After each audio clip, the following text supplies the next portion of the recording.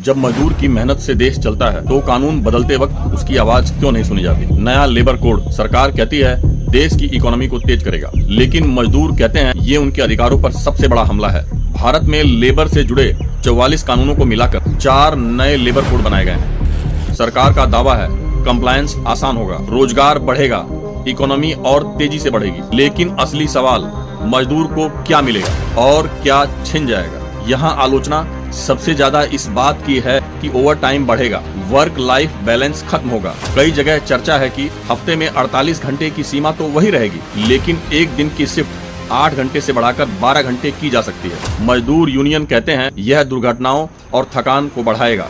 दूसरा आरोप है कि हड़ताल करना मुश्किल होगा। अब 300 कर्मचारियों तक की कंपनी बिना सरकारी परमिशन के छटनी या बंद कर सकती है और हड़ताल से पहले मजदूरों को 14 दिन का नोटिस और 60 दिन की वेटिंग, यानी विरोध करने का अधिकार और कमजोर। तीसरा आरोप सोशल सिक्योरिटी का दायरा बढ़ा भी और घटा भी। कॉन्ट्रैक्ट वर्कर और गिग वर्कर को शामिल किया गया है, लेकिन जमीनी स्तर पर लागू होने पर सवाल है। सरकार का तर्क बड़ा साफ है, भारत की इकोनॉमी को आधुनिक बनाने के लिए लेबर रिफॉर्म जरूरी।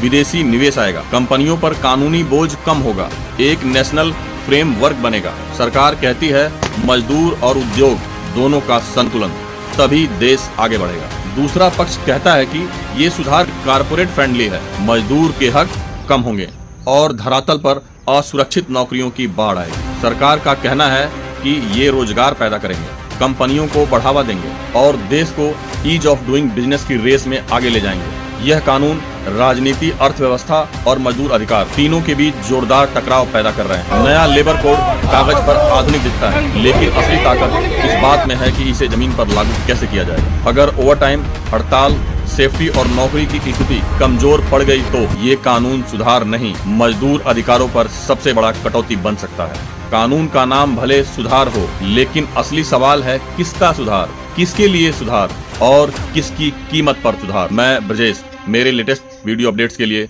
चैनल को सब्सक्राइब करें। धन्यवाद।